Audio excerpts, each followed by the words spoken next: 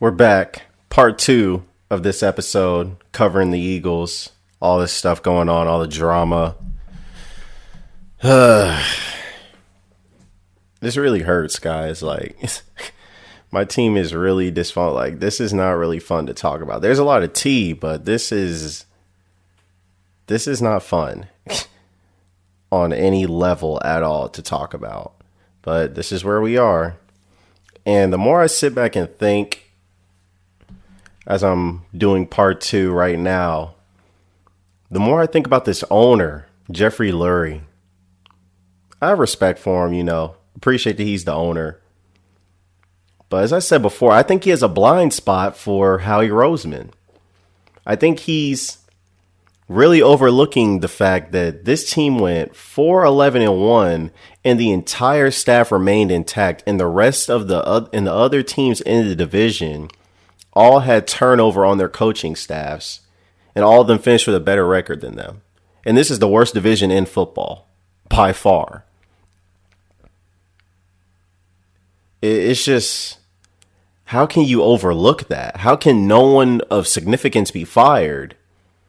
Like I said on part 1, Jim Schwartz, he's going to be a scapegoat. They most likely called him into the office, told him they weren't going to renew his contract, and to save face publicly and to make sure, there wasn't a bad divorce, Jim Schwartz said he's mulling retirement and is going to take a year off. So the Eagles PR spun that beautifully. You talk about Carson Wentz being a scapegoat and how, in my opinion at least, no one has any confirmation that Carson Wentz or his agents have said anything as far as these trade accusations, as far as him not wanting to be a backup, which I don't know why he'd want to be a backup anyways if the team decides to move forward with Jalen Hurts. That makes no sense. But the team has spun that beautifully to where they can maneuver out of it if they want to keep him, because they can just say that, oh, well, we repaired the relationship. There were some issues, but we repaired it. And if not, well, he wanted to be traded. He wanted out, and they can increase his trade value. But they can't just come outright and say that they want to trade Carson Wentz, because then that lowers his trade value. And what does it benefit Carson Wentz to even say he wants to be traded? Then he looks like a selfish guy. What does it benefit him to say he wants to play for a team like the Saints or like the Colts right now? Those teams are in the playoffs. And then we can get into tampering and a whole bunch of other stuff. So there's really no benefit from Carson even saying anything, honestly, because whatever he says, it's going to be dissected and everyone's going to spin it their own way. So it's best for him to just remain silent until things blow over and he has a conversation with the organization, which most likely will transpire this week, because it's clear that he hasn't had a conversation with the organization, which I'm going to get to that report in a second. But when you're just looking at this team, as I said at the end of the last episode, you got Miles Sanders questioning Doug Pearson, saying they weren't in favor of taking out Jalen Hurts. Kayvon Wallace said something. You got to report multiple defensive players had to be held back from, approaching Doug Peterson, coaches not on the same page. I mean, where is the communication in this organization at? And if you're Jeffrey Lurie, how can you continue to employ a head coach that can't communicate to his players and his coaching staff? Now, on one hand, that's disgraceful on Doug Peterson's part for not communicating that Sudfeld was going to get in the game to the rest of the players, so at least they understood and they knew. The whole team knows we're all on the same page. We're all on one accord. We're tanking. Now, like I said, I think that order came from the higher-ups, Howie Roseman and Jeffrey Lurie, as far as tanking this game, and Doug Peterson just had to find a way to do it. But Doug Pearson found a real awkward way to do it, benching Jalen Hurts when they're down by 3. You went for it on 4th and goal instead of kicking a field goal to tie the game 17-17. You benched Jalen Hurts. I mean, he was 7 for 20, so there's an argument he should have been benched. But clearly, Nate Sudfeld, after 2 drives, you could clearly tell he couldn't play. He threw a pick on his second pass, his second play into the game, and then he fumbled on the next possession. So it was clear that he couldn't play, which is an indictment on him, because you guys think which is an indictment on Nate Sudfeld, because y'all thought he was a quality backup. And y'all claim to be quarterback developers. So you have that going for you. But if that's the case, So that's one angle. But then you're looking at this from the other angle with Jeffrey Lurie. And how can you continue to employ these dudes and they're just not qualified anymore? I mean, you can make an argument, Doug Peterson he's a Super Bowl winning head coach. He's only been here for 5 years. But Howie Roseman has been here for 20 some odd years. And people keep saying, oh, AC, he won the Super Bowl. He was the GM when y'all won the Super Bowl. Okay. That was 3-4 years ago. You don't get to live in the past and reap the benefits forever. You won the Super Bowl. What have you done for me lately? You've destroyed the team. We have no franchise quarterback, quote unquote, as we speak right now. That's in limbo. The cap situation is terrible. You can't draft. I mean, what are you bringing to the organization that's valuable other than a personal relationship with the owner? What have you done that's meaningful? The only thing he did meaningful this offseason was get Darius Slay, a proven player. And no offense to Darius Slay, but he couldn't lock down DK Metcalf. He couldn't lock down Devontae Adams. He couldn't lock down DeAndre Hopkins. It's just severely, there's just so many questions everywhere you look.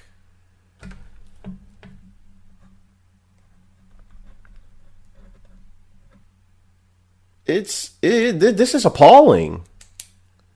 How can you make an argument that Howie Roseman is a good GM? How? What evidence do we have?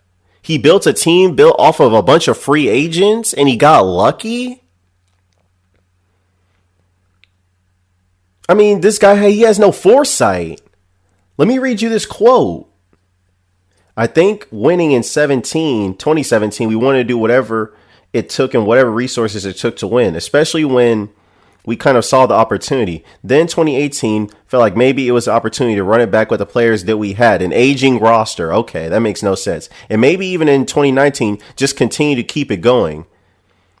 As much as there's a little voice inside of your head that said, now is probably the right time to change it. I think that's my responsibility, that I didn't really listen to that as much as possible. And now we're in the situation we are in now, where change is necessary and change is inevitable to this roster and the things that we need to do to get back to being the kind of team that we know we can be. So you as the GM, your job is to have foresight, not get personal attachment. Yes, you have relationships with people, but it's not personal. It's just business. That's what your job is. You have to make business decisions for the betterment of the franchise, long term and short term. But if you don't have foresight, you don't know what decisions are good to make long term or short term. Then you're just doing it you're flying by the seat of your pants. And as the GM of an NFL team, you have to have foresight, or else you get stuck in the predicament that I just outlined in episode 1 or part 1. Where you have a bad roster, you have an old roster, you have an expensive roster. So you're old, you're bad, you're expensive, you have no quarterback currently, and you have one way to acquire talent, which is the draft, because you're over the cap. This is the second most expensive roster in the league. So I just outlined 5 things to fail a franchise. Your roster is old, it's bad, it's expensive.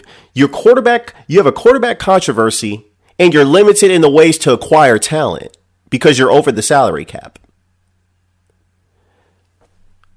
What GM deserves to keep their job after that? What GM? You failed in all 5 areas. All 5. This roster is old. You kept relying on aging veterans. The Pro Bowlers on this roster are all over the age of 30. Fletcher Cox, Brandon Graham and Jason Kelsey, and you didn't even draft those guys, so you get no credit for that. This roster is bad. There's no talent at the linebacker spot. There's no talent at the safety spot, the cornerback number 2 spot. Your edge, you have no young edge players as far as the defensive line. You have no wide receivers in a passing league. It's expensive. You have 3. Let's get to the expensive part. Now we get to that part.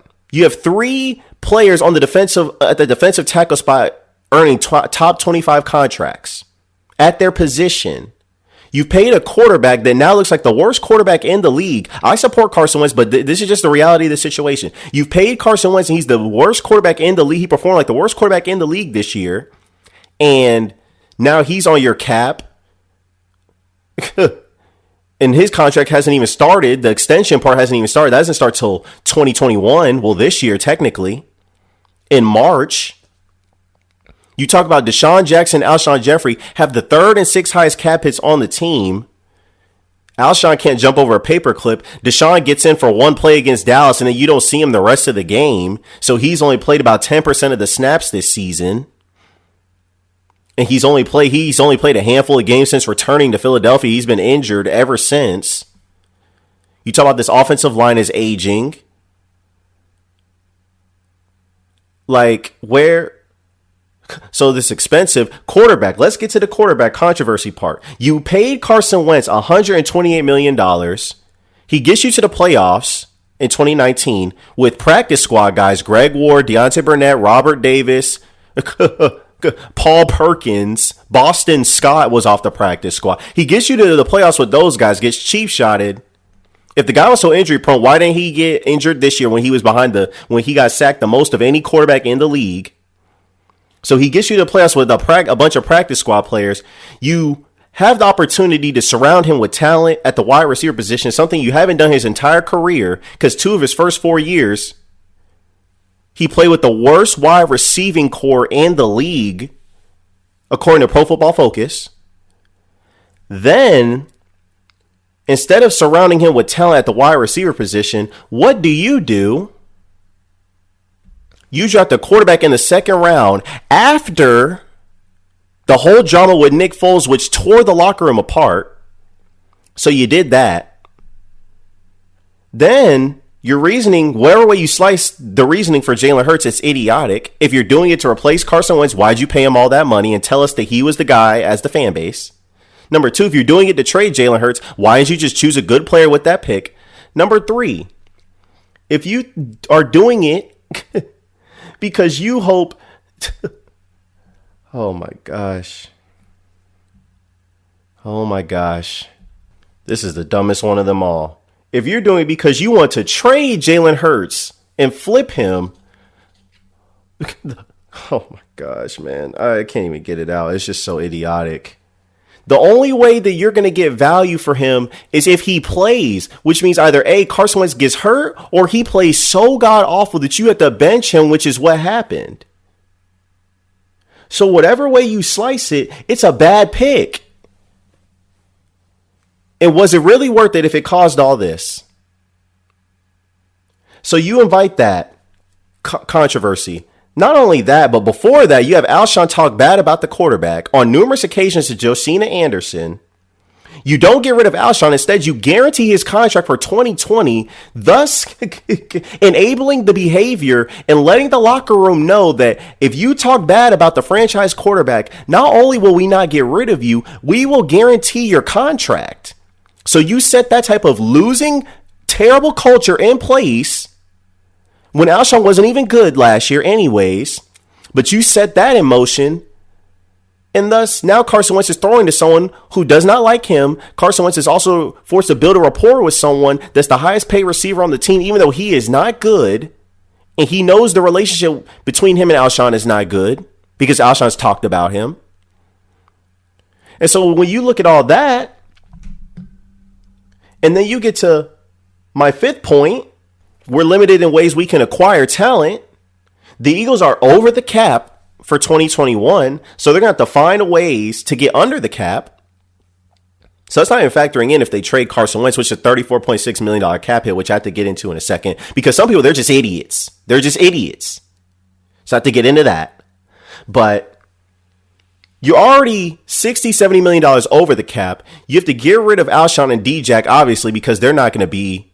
You can't have them on the roster. They're not good anyways, and they cost too much money, so you're going to have to cut them. And so you're looking at that, and you're limited in the ways you can acquire talent. The only way you can acquire talent is through the draft, which is the worst way for you because you don't know how to draft. Your whole 2017 draft is basically gone except for Derek Barnett, who At a first round pick's price, he is not an elite player. I'm sorry. Your 2018 draft, it was not good either. Your 2019 draft, it wasn't good either. And your 2020 draft, it's beyond suspect as well. So you look at that and it's just a disgrace everywhere. It's a disgrace no matter how you slice it. It's a disgrace. And people are going to continuously tell me that this guy deserves to be the GM. That? And he has the nerve, the unmitigated gall to bamboozle and hoodwink people and think that he's going to bamboozle and hoodwink people with these idiotic statements that he makes. These mind-numbing, numbskull, foolish statements. Just because you have one bad moment doesn't mean you're not good at your jobs. What? You've created a roster that's old, relying on a bunch of veterans who are injury prone, that is bad, that is expensive. You've created quarterback controversy when you didn't have to do that. And now you're limited in the ways you can acquire talent. That's 5 things. That's not a bad moment. That's multiple bad moments. This has been going on for 3-4 since we won the Super Bowl. You have not had a good draft. 50 players have been drafted since you've been the GM back in power, and you've drafted 1 Pro Bowl player, Carson Wentz, the guy that you undermined, the guy that you invited quarterback controversy against. That's the only Pro Bowler. And then you look at the players, the young core of the team. None of these guys are Pro Bowl players. There's 2 guys that have Pro Bowl potential, but none of these guys are Pro Bowl players. Jalen Reagor, Derek Barnett, Jalen Hurts, Jordan Mailata, Miles Sanders, Dallas Goedert, Josh Sweat, Alex Singleton. Those are, if I had to guess, your best 8 players that are under 30. And none of those guys have Pro Bowl potential. Jalen Reagor, he's not Justin Jefferson. He's not going to be anywhere near Justin Jefferson. And when I broke down the evaluation, this is what I mean.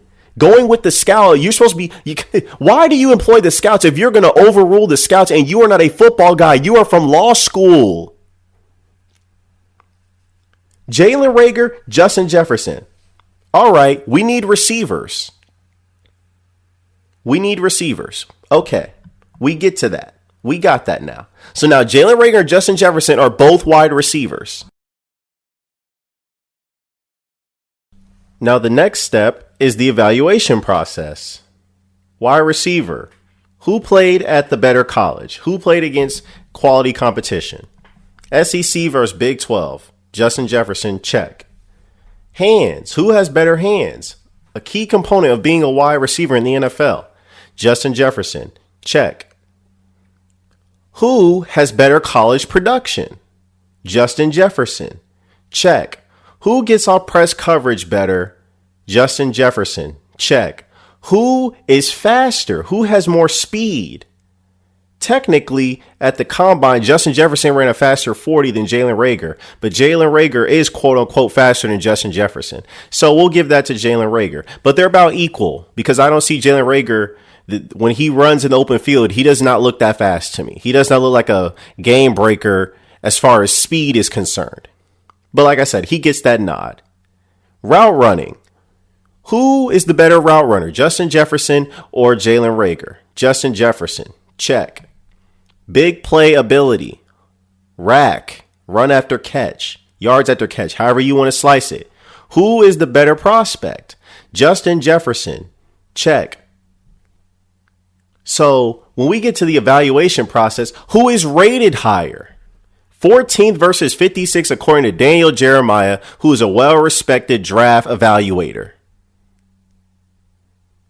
There we go. 14 versus 56. One dude is a high first-round pick. The other is a mid-second-round pick. Justin Jefferson, check. But yet you come to the conclusion that Jalen Reagor is the quote-unquote better fit because you needed speed. But yet the 40 times says Justin Jefferson ran faster at the combine.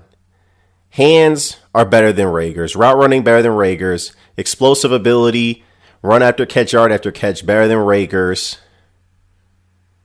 Hands, gets off press. What did you see that told you that Jalen Reagor was a better prospect than Justin Jefferson. But once again, this goes back to background.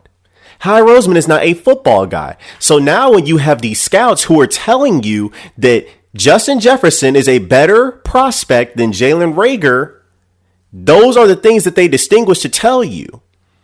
Yes, you're looking for a wide receiver. Now that I've given that example once again, yes, you've nailed down the fact that you need a wide receiver. So now it's a point of taking the best player available that is a wide receiver that also matches the value that you're spending, which is a 21st overall pick. So 21 and Jalen Reagor's rated the 14th player.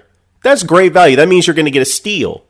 21 and you get the 56. That means you reached.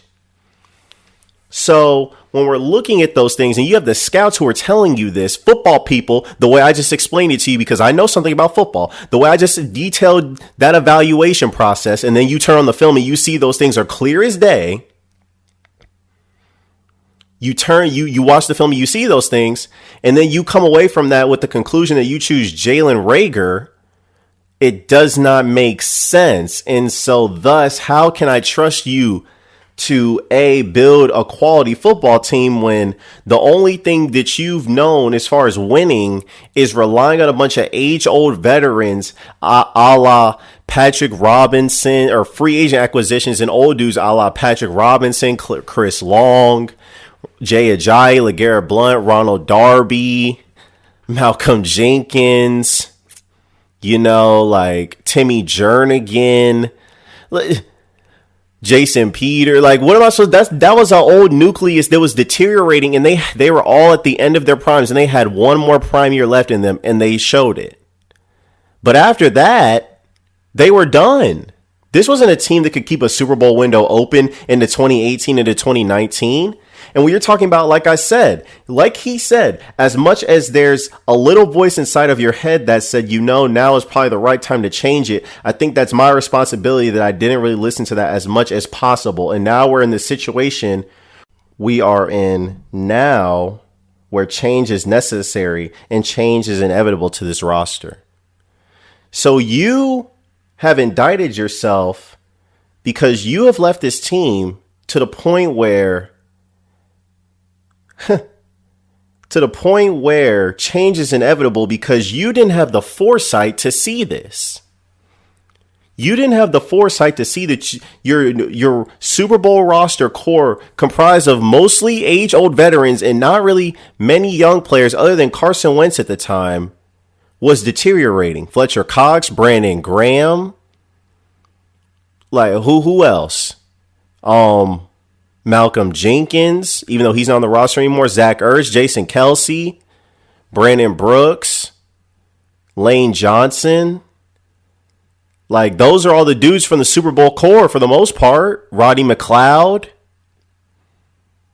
Jalen Mills isn't even good. Jalen Pennies, give me a break. But those are the dudes from the Super Bowl core, and they're at the near end. No offense. But you're looking at that, and it's just hard to believe that we're here. And so how can you make an argument to bring back Howie Roseman? How can the owner do that? How can the owner, who has also contributed to some of this stuff? Because when you look at, I'm beginning to think Doug is a puppet. Because he has no control over his coaching staff. He has no control over it. He said the wide receivers coaching and offensive coordinator were coming back this time last year, and then the very next day they were fired. Because Howie Roseman and Jeffrey Lurie want to make changes to his coaching staff. Now this year, Doug says he wants to have more saying. He's the only voice that needs to be heard. Well, what are you saying? This is your offense.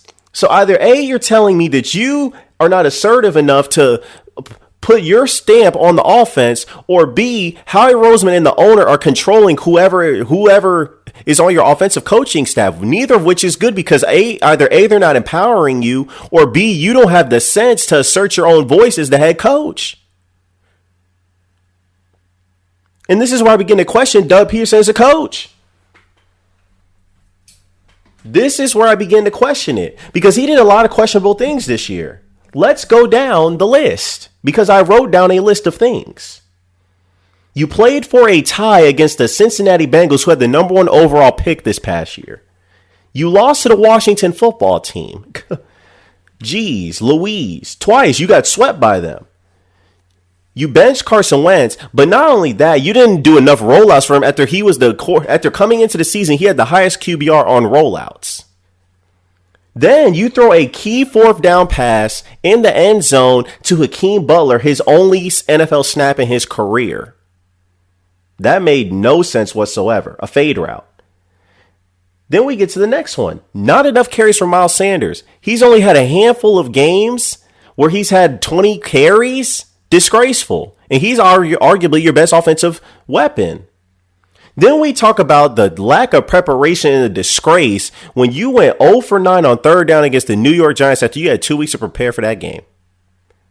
Then we get to the Cowboys game where you had numerous gaffes.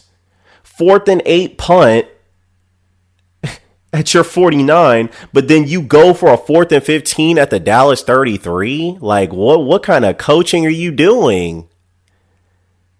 Because let me stick there for a minute with the 4th and 15. Because it was 3rd and 23, you had 2 false starts on that same drive. And if you know you're going to go for it, if you think that's 4 down territory, why did you throw an 8-yard pass or dial up an 8-yard pass and then throw us pass short of the sticks to Zach Ertz on the 4th and 15? You see, I don't even think he knows what he's doing. Because if you're a coach and you deem that 4 down territory, you try to get half the yardage back. They only got 8 yards out of 23. And then you dial up a pass that's short of the sticks.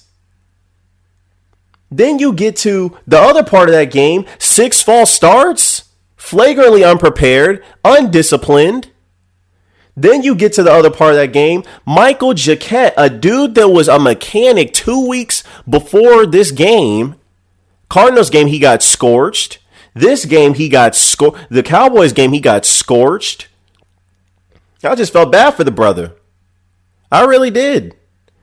Because he gave the most yards into his coverage other than Carlton Davis when he gave over 200 to Tyreek Hill.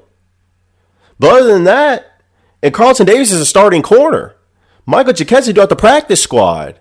And he was getting scorched. Amari Cooper, CeeDee Lamb, it didn't matter who. That's a game that the Cowboys are a clear example of why you need more than one corner in your division. Because even if you have Darius Slay, it doesn't matter. Because you still have, if you put Darius on Amari Cooper, they still got Michael Gallup and CeeDee Lamb. It just doesn't matter. These things, they just don't add up. This team is not equipped to play modern NFL football. Nickel corners, linebackers that can play in coverage, safeties that can play down in the box, money backers, dime backers, a star defender as far as a corner who can travel with anyone, a la Jalen Ramsey. They don't have any of these guys. You know that Xavier Howard had more picks on the season by himself than the entire Eagles cornerback room? It's disgraceful. Jalen Mills, he doesn't get any picks. This is embarrassing. Oh, and then let me get to my last point about Doug and this mismanagement as far as coaching. Mismanagement of personnel. Putting in Alshon Jeffrey over Travis Fulgham.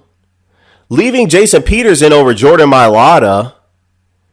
Because Jason Peters missed 4 games and still gave up the most sacks in the league as an offensive lineman. What a disgrace.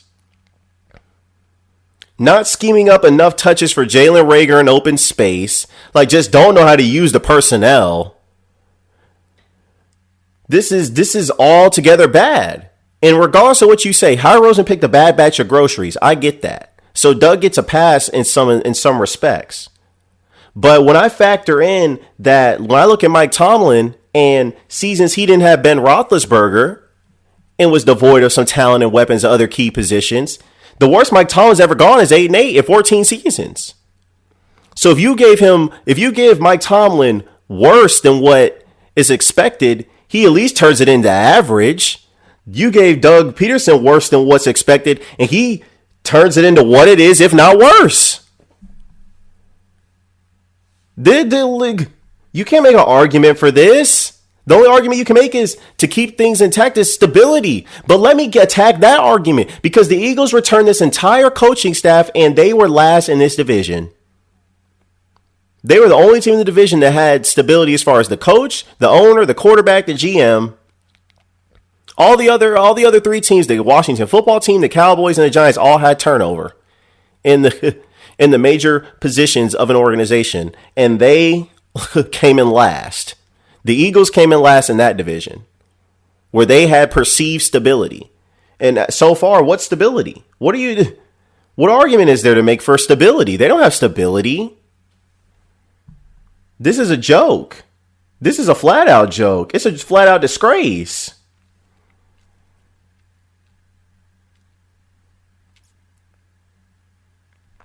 And when you're thinking about the consumers, the fans, what do we have to look forward to?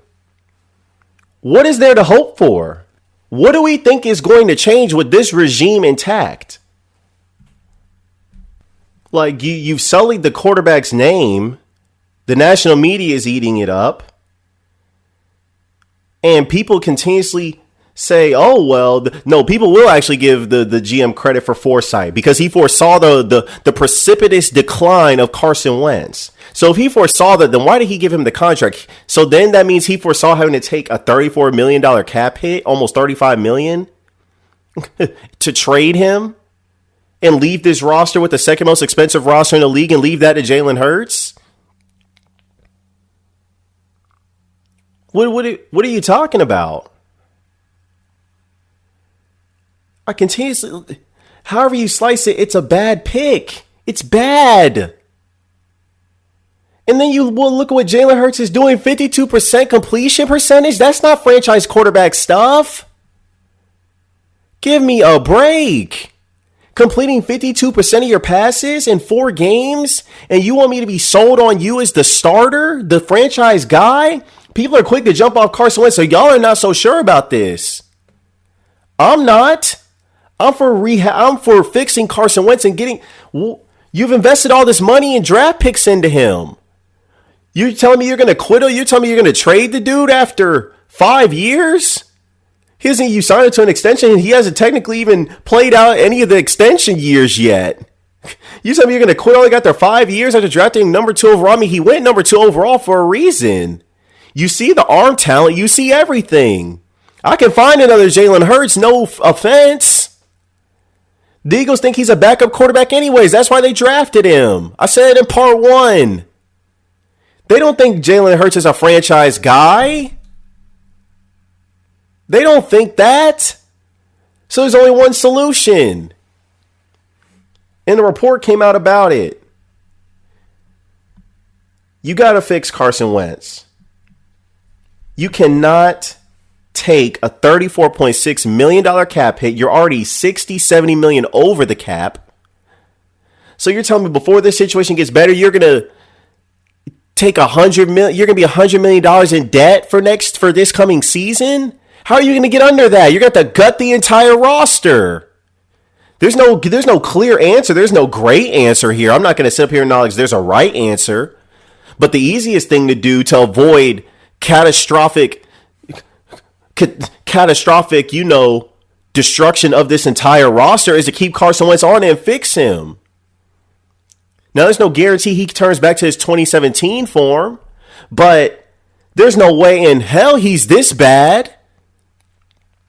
But for the people that are Jalen Hurts supporters, I once again say this.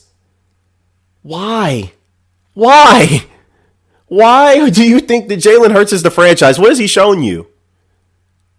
They only let him read half the field, which is problematic to me because either A, what are you doing in practice? Or B, what are the coaches doing to not give you that much responsibility? So either way you slice it, it's not good. And when I see the way they quote unquote develop Nate Sudfeld as the backup, what am I supposed to think with Jalen Hurts? You think I trust you with him? And people keep saying, oh, if you trade Wentz now, then you have $80 million in 2022. What good is that if these people don't know what they're doing? If you have $80 million in cap space, but you have fools running the organization, people who don't know what they're doing, what difference does it make that you have money? It makes no difference. I remember a few years ago when the Jacksonville Jaguars had a bunch of money. They spent it on A.J. Boye, on Calais Campbell. They drafted Jalen Ramsey. They got Leonard Fournette. They had this nice little team. They got some people on the offensive line, Andrew Norwell. Like they had a nice team. Tashawn Gibson signed. They had a nice team. And guess what? They got the one AFC Championship game. And after that, it was done. It was done. And the Jacksonville Jaguars have been picking in the top 10 ever since. So just because you have money does not mean you know what to do with it. And it does not guarantee that your team, that you have good team culture. Because all those players are gone. All those players wanted out of Jacksonville.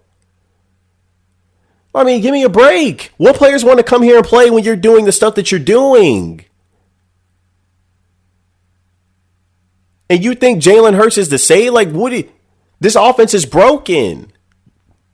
You can't throw the ball consistently to save your life in a passing league. In a passing league, the Eagles look like they're playing a different sport. They struggle to score. This offense didn't score 30 once this season. The most they scored was 29. And that was against the Pittsburgh Steelers, I believe. I mean, give me a break. You can't. Carson Wentz type talents don't grow on trees. I mean, he's not Patrick Mahomes, but at one point, league execs were saying he's the closest thing to it. Talking about his arm talent, talking about his mobility, his decision making. This was the first year he made bad decisions other than his rookie year. The previous 3 years, he threw 7 interceptions each season. Come on now. Like, you just can't quit on this type of talent that easily. I don't see how you could do it. I couldn't do it. After all the money and draft picks I've invested in you, there's no way I could just get rid of you.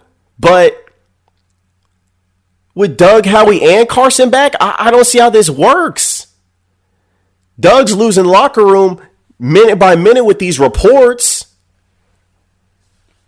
But if you're Jalen Hurts, what are you thinking? He thought he had a chance to prove himself, and Doug Peterson took him out the game. He took him right out the game for Nate Sudfeld, who Jalen Hurts is clearly better than him. He's like he belongs in the league. But my goodness, what are we talking about here? You actually have people. I'm sorry, but this is the dumbest thing I've heard. It really is. This is one of the dumbest things I've heard. So Mike Tannenbaum on ESPN, a former GM, a failed GM at that. So it makes sense why he would say something idiotic like this. No, not to character assassinate him, but I'm sorry. This was just really idiotic. It was just really stupid. It just reeks of buffoonery. He said what the Eagles could do, what Carson Wentz could do to help out the Eagles in their cap situation is he can write a $20 million check to give to the Philadelphia Eagles to lessen the cap hit. And then he could go negotiate with two teams, the Colts and the Patriots, and they could reimburse him for that $20 million and keep him at $32 million average per year as far as his contract and play out the rest of his contract. What player do you know is willingly giving back $20 million to an organization? Especially if I feel like you've done me wrong and you've cheated me and you've backstabbed me. Why in the hell would I give you $20 million? Why? You've ruined my career. Now I'm going to give you $20 million to help you in your cap situation? Don't blame the player that took the money. Blame the people who gave it to him. Everyone's just giving the Eagles a pass. They could have if they did not believe Carson Wentz was the guy or that he was injury prone or whatever, they could have franchise tagged him just like the Dallas Cowboys did. And then they would have drafted Jalen Hurts. That would have made more sense. That actually makes sense. That I'm okay with. I may still be a pro Carson Wentz person, but that actually makes sense as far as a plan. Not, let me draft. let me pay Carson Wentz $128 million, then go draft Jalen Hurts, and then I have us sitting over here thinking what your rationale is. You say you're a quarterback factory when you've never been that. And then the only three options that we can come up with, they're all idiotic. If you're doing it to replace Carson Wentz, why'd you pay him all that money?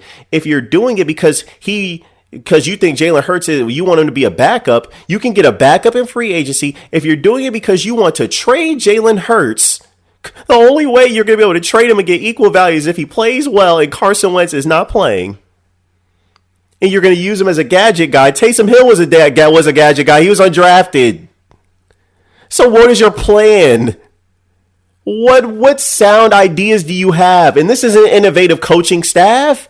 You don't even have you don't have an offensive coordinator. You don't even have an offensive coordinator on this offense. You have Marty Mornhinweg, Rich Scangarello, Press Taylor. You got all these dudes with all these different roles except the offensive coordinator, senior offensive analyst, senior offensive consultant. Like, what are these roles? What do these people do?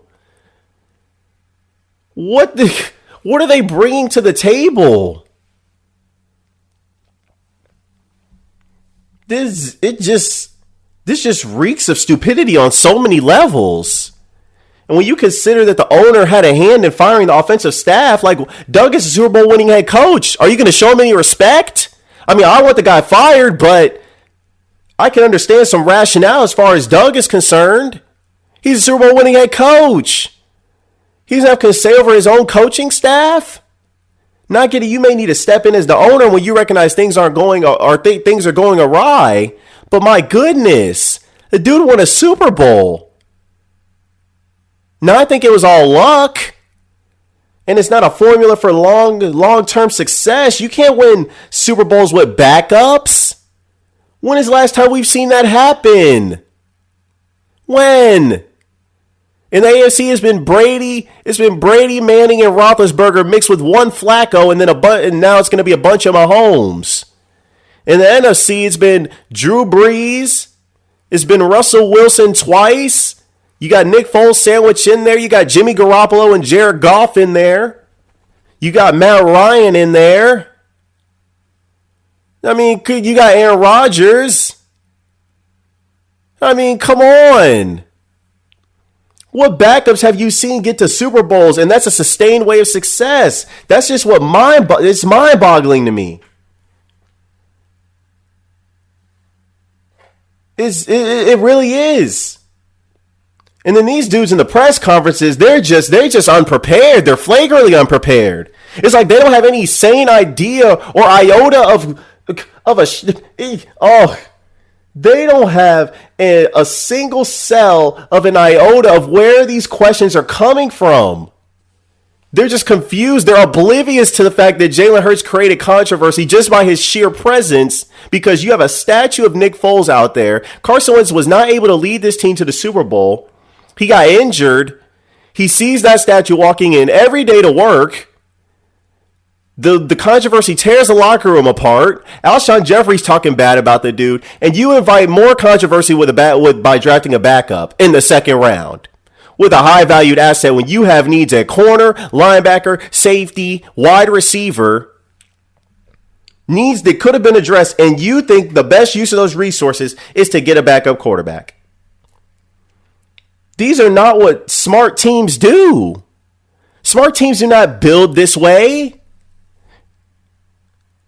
If I just had to rank the importance of the positions 1, 2, 3, 4, 5, quarterback is obviously the most important. Then after that, it's someone on the offensive line. Most people will say the left tackle. Then you go to the other side of the ball. What's the next important position? The person who sacks the quarterback, that would be a pass rusher. Interior, like an Aaron Donald, or an edge rusher like TJ Watt, whoever you want, it doesn't matter. Someone needs it's an interior, it's a rusher. Someone who's elite at getting after the quarterback. Then what's the next most important position after that?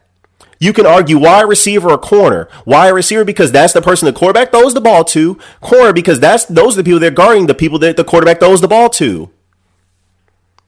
So you have your top 5 positions right there. You have quarterback, you have some form of offensive lineman, probably a left tackle, you have pass rusher, and then you could toss it up between corner and wide receiver. But those are the top 5 most important positions. And so when you look at the most important positions, the Eagles don't have a quarterback. The left tackle that they drafted, who's supposed to be the replacement of Jason Pierce, he's out for the year, and he's not even a proven left tackle. And he was a first-round pick, mind you. So you have that another miss in the draft by Howie Roseman. Then you go to the other side of the ball, pass rusher. They don't have an elite edge rusher on the team. Fletcher Cox has severely underperformed. He's not Aaron Donald. Derek Barnett, Brandon Graham. This is Brandon Graham's first Pro Bowl ever, and he's 32 years old, so I can't count on that consistent production. He's not TJ Watt. He's not Joey Bosa. He's not Myles Garrett, any of those guys, so the Eagles don't have a premium pass rusher. Then you go to wide receiver. What premier wide receiver do they have? They don't have a Julio Jones, a Stephon Diggs, a Justin Jefferson, a DK Metcalf, a DeAndre Hopkins. They don't have any of those guys. They don't have a number one receiver. So you can scratch that off the list. And then corner, they have Darius Slay, but he's old. He's not old, but he's about to be 30. So you look at the 5 most important positions, and then once you get from there, you can slice it however you want: linebacker, safety, running back. I don't think running back's the least important position in the NFL to me. So you can go back, or you can get by with a stable of running backs. Kyle Shanahan has shown us that. But if you want someone like Derrick Henry, but people that are valuable that I would pay, a Dalvin Cook, a Derrick Henry, a Christian McCaffrey, I'd pay those guys. But if I were building a roster, running back would be the least important position on my list. Unless I have one of those guys, then of course I would pay them. Or an Alvin Kamara, someone like him. But however you want to slice it, then it is what it is. Linebacker would probably be my next choice. I think you can get by with average safety play. I don't think you can get by with average linebacker play. I mean, the Rams are doing that with Terrell Lewis and Micah Kiser, so it's possible. But you have to have a good defensive coordinator who knows how to develop players at that spot, and that's not. The Eagles don't have that. Jim Schwartz wasn't that dude. He neglected the linebacker position. He neglected the cornerback position. His scheme literally is designed to get pressure with the front four, and there's no backup plan if it doesn't happen. There's no backup plan. And a good defensive coordinator that doesn't know how to adjust to today's modern NFL, well, you get an average defense. That's why I said the Eagles, they can do a lot better than Jim Schwartz, but they can also do a lot worse, which is why I brought up Brandon Staley. Now, he's not coming to the Eagles, but I was just using him as an example with the fact that he does combo coverages. He has some odd fronts, some under fronts. He is very multiple in his coverages with 2 high looks, split safeties, single high, disguise, combo coverages, zone man, blitzes, all this stuff. He does a bunch of stuff. And he comes from the Vic Fangio defensive coaching tree. So I give him credit for that. But like I was saying, you look at all those things, you look at roster building, the Eagles don't invest highly in those things. They don't invest highly in the wide receiver position or the corner position. And they haven't developed any of those guys. They drafted Sidney Jones and Rasul Douglas. Those guys got cut. They couldn't develop them. And they weren't good either. Ronald Darby, both their starting safeties are from free agents. Jalen Mills, Jalen Pennies. I mean, give me a break. They won a Super Bowl the Eagles won the Super Bowl with 2 starting corners that were not, elite guys, but their defense gave up, what did they give up? 35? 33? They gave up 33. Defense gave up 33. Tom Brady threw for 500 passing yards on this secondary. It wasn't like the defense had a stellar game. So all that pressure with the front four, you can negate a front four. Screens, rollouts, bootlegs, quick passing game. Especially if your corners are suspect, that means you're not putting them in press. Like, you can negate an elite D-line if you don't have a secondary. If you don't have any second-level defender, like, what are we talking about here? These dudes, they're not caught up with the times. They're not innovative. They're not smart. And what they did was they tricked all of you. They manipulated you guys. They hoodwinked you. They bamboozled you with this most athletic draft class via next gen stats. They showed you, oh, Davion Taylor, he's got a fast 40 time. He's really athletic. Little do you know he's a project linebacker that barely played in high school and did not pop off the tape in college at Colorado. Then Jalen Hurts, oh yeah, he's athletic. He's mobile. He can run. Jalen Reagor, oh yeah, he redid his 40 time. He ran like a 4.27. Oh, Kayvon Wallace, yeah, he's a pretty athletic safety from Clemson. John Hightower and Quez Watkins, yeah, those guys ran about 4.3 in the 40. They bamboozled you. And so now you're thinking these guys are going to be the next coming of the Chiefs, and they're not. In this offense, it's severely flawed. I think Doug Peterson has gotten caught up to. That's what I think. And it's shown. You can make the argument that, oh, he has a winning record with backup quarterbacks. Well, if that's the case, then tell me why Mitchell Trubisky's not a franchise quarterback and he's got a winning record as a starter. Someone please explain it to me. I need someone to explain this.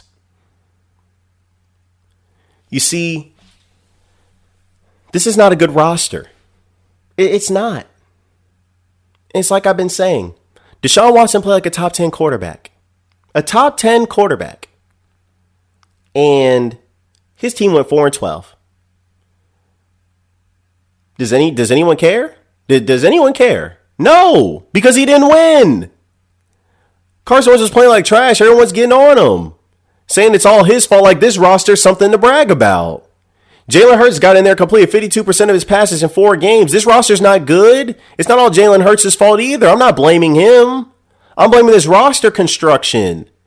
This is a tear-down project. And these dudes, they just don't have the foresight to see when something is over. And I can't trust that. I can't trust that. If Carson Wentz has never developed under Doug Peterson's watch, why in the heck would I trust you with Jalen Hurts? And if my prediction is right, that I think they're going to draft a quarterback, like I said in part 1, you don't deserve to draft another quarterback in the top 10. No, you haven't earned that right to start over with another guy. Well, why would we trust you with that guy? Do you know what it's questionable whether you know what you're doing.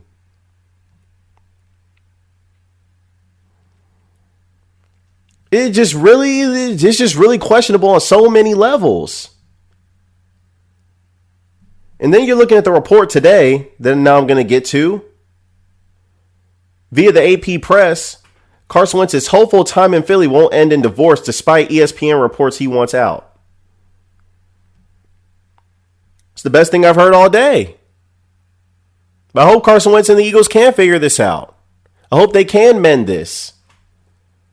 But I'm not so sure I want them to. I can't trust Howie Roseman to know what to do with Carson Wentz.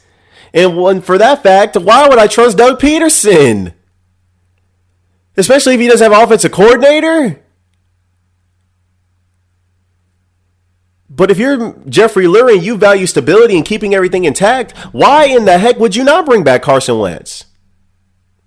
Why wouldn't you? If you're bringing back Doug and Howie, why not bring back Carson too? Why not? This team didn't look any better while he was out. Did Jalen Hurts look good in first halves?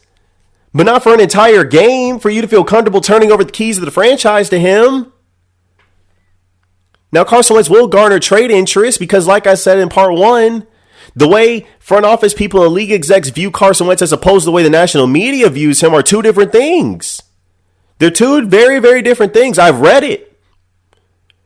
People think Carson Wentz, the front office execs and league front office people, they think Carson Wentz is an elite talent in a bad situation.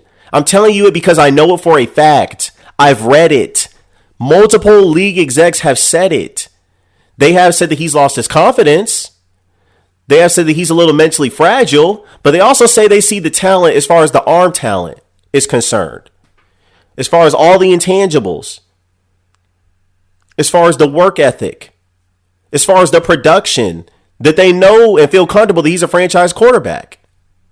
And one league exec said it would be a bad look for the Eagles to trade him to give up on him after one bad year. He's only been bad for 1 year. You get a pass for your rookie year. But he's only been bad this year. And you can rebuild him. That's all possible. But that's if Carson Wentz and the Eagles want to. I'm just saying. And if you're the Philadelphia Eagles and you're going to go forward with Carson Wentz, you have to draft a wide receiver in the first round. I don't care that you used one on Jalen Reagor last year in the first round. I don't care that you used a second round pick on J.J. Arcega-Whiteside, who's a scrub in the second round in 2019 or 2018, whatever the heck it was. You have to draft Devontae Smith, Jamar Chase, or Jalen Waddle. I know there's clear deficiencies at the linebacker spot. It's the worst linebacking core in the league. I know the second cornerback spot is abysmal opposite Darius Slay. I know the safety position is highly suspect with Roddy McLeod coming off an ACL injury and Jalen Penny is back there at strong safety. I know it. I know the offensive line is suspect, although the remedy for that right now is this. Lane Johnson will return. You have depth on the offensive line, and some of these dudes, they can play. Carson Wentz held the ball too long on some occasions, so it's not all the offensive line's fault. But here's my solution for all. You have to wait on the offensive line. I'm sorry. I know people don't want to hear that, but it's just the truth. This is what the Eagles had. They have to get an elite premier number one wide receiver because Doug's offense cannot function and operate with Jalen Reagor and J.J. Arcega-Whiteside as the receivers. None of these dudes scare you. You see what Stephon Diggs did for Josh Allen. You see what DeAndre Hopkins did for Kyler Murray. Like you have to have a threat on the outside to open up the other parts of the field. So I'm sorry, but you have to draft another receiver. As far as the fixes for the offensive line, Lane Johnson's coming back at right tackle. Brandon Brooks at right guard. If Jason Kelce doesn't retire, good. But if he does, you slide Isaac Seumalo to center. You slide Andre Dillard from tackle to guard, and you put Jordan Mailata out at tackle. And if not, you put Jack Driscoll in at one of those guard spots or tackle spots. That's the solution for now. That's what you have to do. You have to get a premier wide receiver for this group. The leading receiver was Travis Fulgham, and he had 89 receiving yards in his last 8 games. Like, he had 539 yards on the season. The Eagles haven't had a 1,000-yard receiver in Lord knows how long. You have to. You just have to get an elite prospect at wide receiver.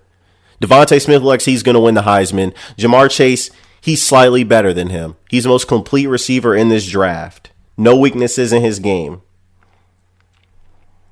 But I'm sorry. For this offense to work, to be a high-functioning, high-powered offense, the way it needs to be to compete, you have to get a wide receiver. You have to draft one with that 6th overall pick. If you're keeping Carson Wentz, you have to. I'm sorry. There's just no other way to slice it, really. There's no other way to put it. You cannot bring Carson Wentz back, and J.J. Arcega-Whiteside and Jalen Reagor are the 2 primary targets on the outside, with Greg Ward, Quez Watkins, and John Hightower. That's just flagrantly unacceptable. That's easily one of the worst skill positions groups in the league, aside from the New England Patriots. I'm sorry, it just is. I know some people are like, oh, get Micah Parsons, Patrick Surtain. First off, let's remember I like Patrick Surtain as a prospect. This is no slight to him, but the only way I'm choosing a cornerback in the top 6 is if that dude is Jalen Ramsey type. If he's got that much skill and promise, then you choose a guy like that in the top 10 as a corner. I'm not choosing Patrick. Like he's good, but he's not like a can't miss dude like Jalen Ramsey was when he was in the draft in 2017. It's not like that. Micah Parsons, yeah, he's good for a linebacker. I wouldn't be mad at that pick. I prefer a receiver, especially if you're retaining your quarterback. But yeah, so no. And then you talk about the dude Sewell out of Oregon. No, it's not the sexiest pick I get. He's offensive lineman. But no, there's no way he's falling that far, in my opinion. The first few picks are foregone conclusions. The Jags and the Jets, quarterbacks, unless the Jets trade out of the pick. Then you're talking about the Bengals and Well, you're talking about the Miami Dolphins. They're probably going to take a receiver. That's a spot where Jamar Chase could potentially go. Then you're talking about the Falcons. They're most likely going to take a quarterback maybe, or they might trade out of that spot for someone who wants a quarterback. Then you're talking about the Bengals. They're probably going to take Sewell out of Oregon. And then the Eagles, they'll have Devontae Smith or Jalen Waddle to choose from most likely. That's my opinion, at least. That's my opinion. Or the Bengals, they could choose Jamar Chase because that's Joe Burrow's former teammate. And I could see the Dolphins easily selecting Devontae Smith because that's Tua's former teammate. So, you know, there's those things going for you or going against you, rather. But other than that, I don't really. They need a receiver. That's just my personal opinion. They need a receiver. They should be trying to keep Carson at all costs. But however you slice it, I'm sorry. This whole situation, this isn't a quick fix. The Eagles aren't going to be good next year. And the only way they are going to be good is if they hit on every single draft pick. If they hit on 4 or 5 of the 10 draft picks that they have, then maybe they will be good next year. Maybe I'll be proven wrong. But Howie Roseman's drafting resume does not lend me to believe any of that. Why would I trust that? I have no evidence of it. I have no evidence that this guy's a good GM. It's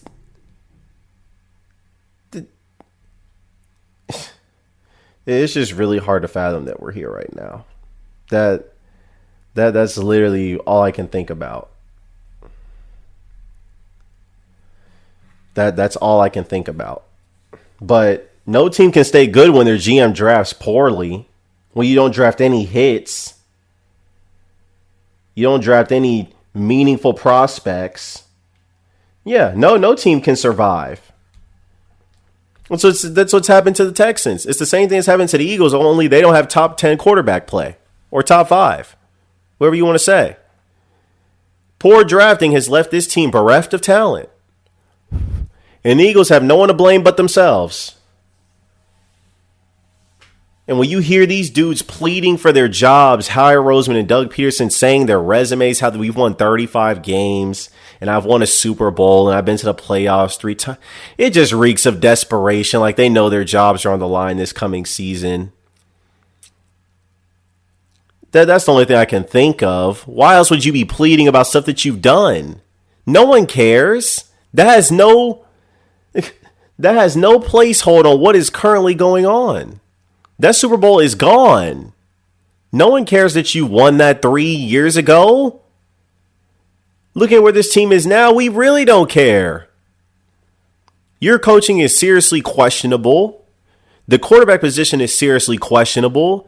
Howie Roseman's drafting and unwillingness to listen to the scouts is beyond questionable and a fireable offense, or it should be. Because he's not a football guy, despite how long he's been around the game. He still knows next to nothing about football and locker room dynamics and personnel. You know, these dudes, they're just giving out their resumes. Yeah, we won 35 games last 3 years. We've been to the playoffs, a catch away from the NFC Championship game. We've had some hits in free agency. Like, well, what? Doug's over here saying, I got the answers. You have the answers? Well, where were they all season? You have the answers. What answers? What answers could you possibly have? The only answers we need is why you deserve to keep your job. Why was this offense not up to snuff? Why are you struggling to score in an offensive league? Those are the answers we need. Now all of a sudden you had the answers? Where? Where were they the first 15, 16 games of the season? Where were they the whole season? Now all of a sudden you have answers. We've been asking you for answers all season. Press conference after press conference. News meeting after news meeting with the media. And you didn't have any answers then? Not any that offered any insight? That showed any, hope? That showed any rationale behind your decisions? Now all of a sudden you have the answers?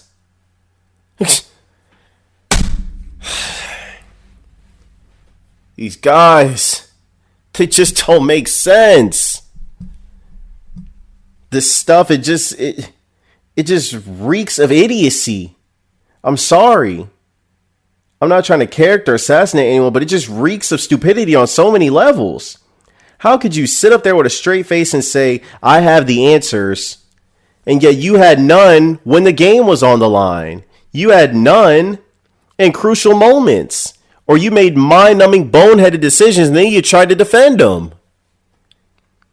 The latest, this whole Sudfeld thing. You got the Giants coach out here criticizing you about the integrity of the game, and we don't want to hear anything from you, from the Giants. Joe Judge, get out of here. You can kick rocks. Complaining about Dudley. The Eagles can do what's best for their franchise. That has nothing to do with you. It's your fault that you were in a play. It's your fault that you're relying on another team to get you into the playoffs in the first place. You're a 6-win team. You don't deserve to go to the playoffs. Shut up and pick 15th in the draft or wherever the heck you guys are picking. You should have won more games if you wanted to go to the playoffs. You only beat one winning team all year with a winning record. Evan Ingram dropped a pass against the Eagles or you would have swept them. Get out of here. Talking about the integrity of the game and winning. How dare you? You're losing games. Left and right, 6-10. Get out of here. Disgrace. Got the nerve to talk about integrity of the game. Eagles are playing a meaningless game that they had nothing to gain from winning, except losing 3 spots in the draft, which is a big, big deal. To the fans, at least. I'm sorry. Joe Judge, he got no room to talk about nothing. He could kick rocks. Care what he has to say. But the Eagles, they're just arrogant. Doug Peterson, Howie Roseman, they're two arrogant dudes.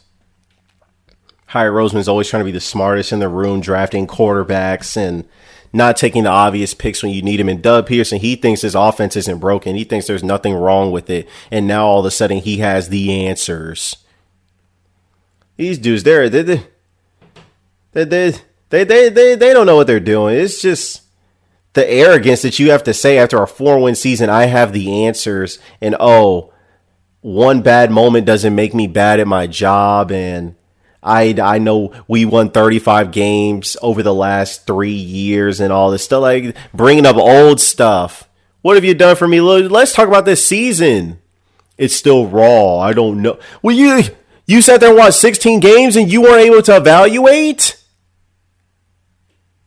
You watched 16 games of a 4-11-1 team and you were unable to evaluate and give us something to clamor onto as the fans?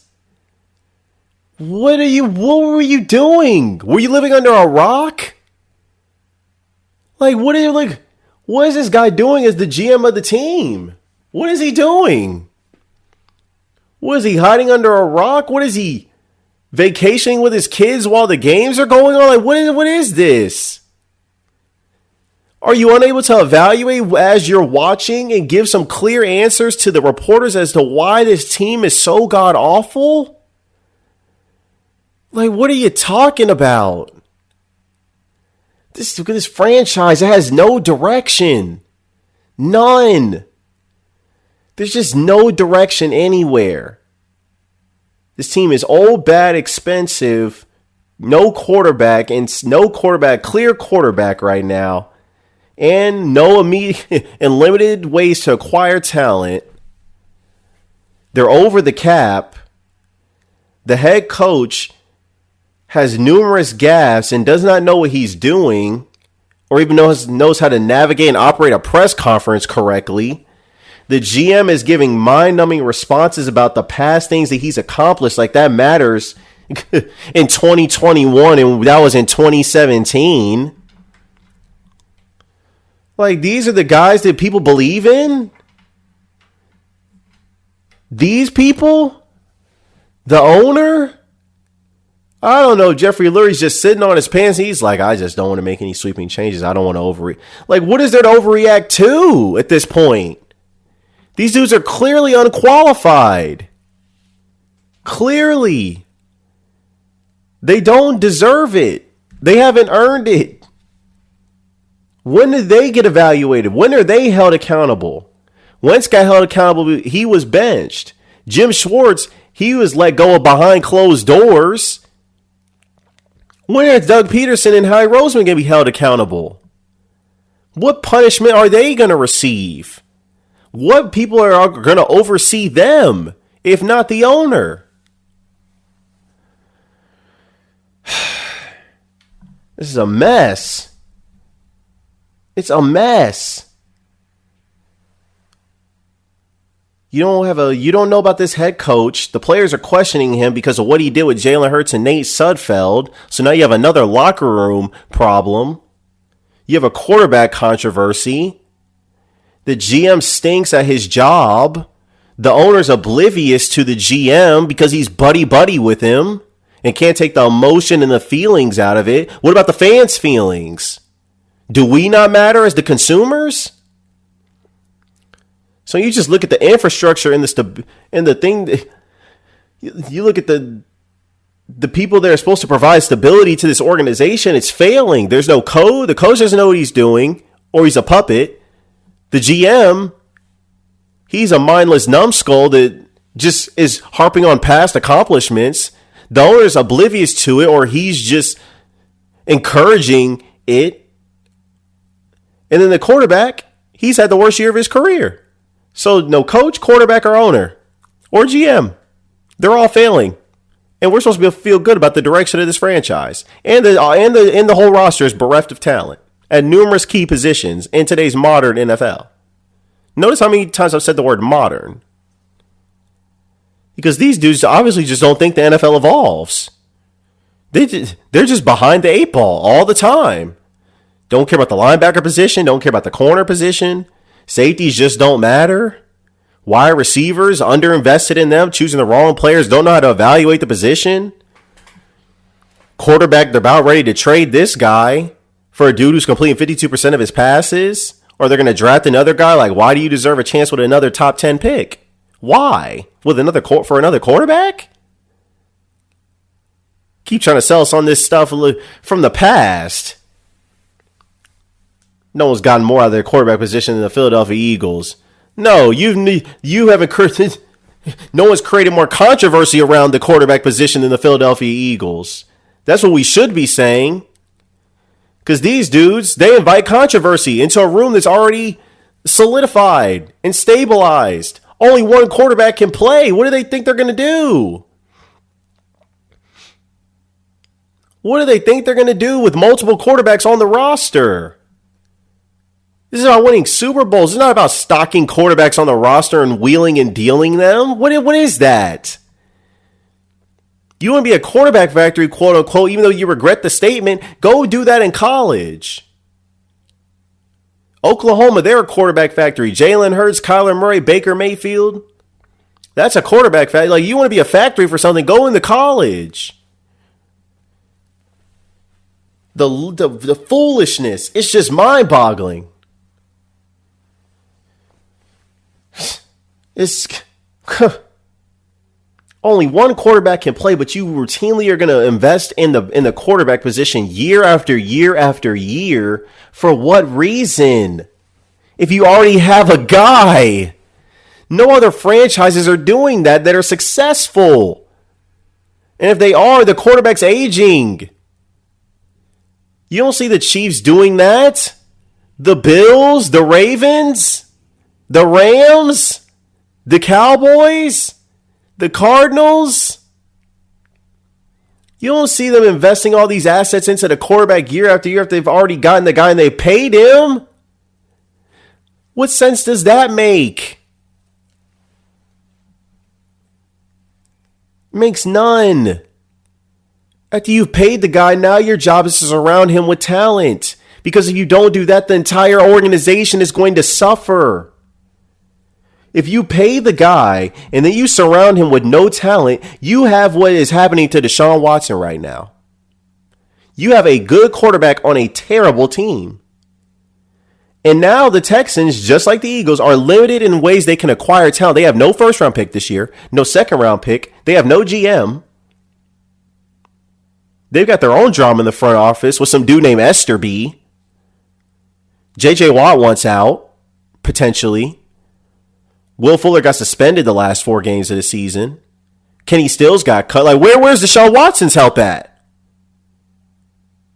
What are analysts going to say then? He's supposed to overcome that? Because he's getting paid $160 million? Is that what you're going to tell me? Is that what you're going to convince me of? Deshaun Watson needs to overcome the dysfunction of the franchise and the fact that the GM hasn't surrounded him with talent. Because that's what people say when it comes to Carson Wentz. You have to overcome it. Well, what good is me overcoming it if we're not winning anything, if we're still losing? At that point, it's the GM. It's the people who are constructing the roster. I don't know a quarterback that can be successful without a good roster. Show me one. Show me. I've never seen a good quarterback I've never seen a successful quarterback that's in an unstable environment or an unstable environment. Show me. I'll happily argue with you about it, and we can see and we can do some research. But all the quarterbacks I just named, even Baker Mayfield, these dudes are in stable environments with weapons, with quality GMs. You can't make that argument for Carson Wentz. How could you make it? You can say they tried, but they tried the wrong way. They tried with age-old veterans, dudes who are not good. And you could see that it wasn't going to work. You could see it. And when it doesn't work, who's at fault then? The quarterback? The quarterback's at fault for the GM's mishaps? For his mistakes? I'm at fault? Because I didn't overcome what he did wrong? Give me a break. It's just the nerve. It really just reeks of stupidity on so many levels. It really does. You just can't make this stuff up. You really can't make it up with the Philadelphia Eagles. You just can't. They don't have any clear plan. They don't know what they're doing. And we as the fans have to continue to consume this.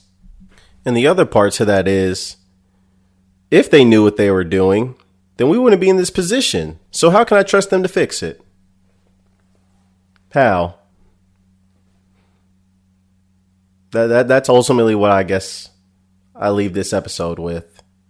Part 2. There may be a part 3. Who knows? Something else may come out because clearly just day by day, more stuff is going to come out about this team and what's going on. And so obviously this series, it'll be separate from the normal AC podcast, but these 2 episodes, there may be a part 3. I'm just letting y'all know because there's just so much to break down with this team.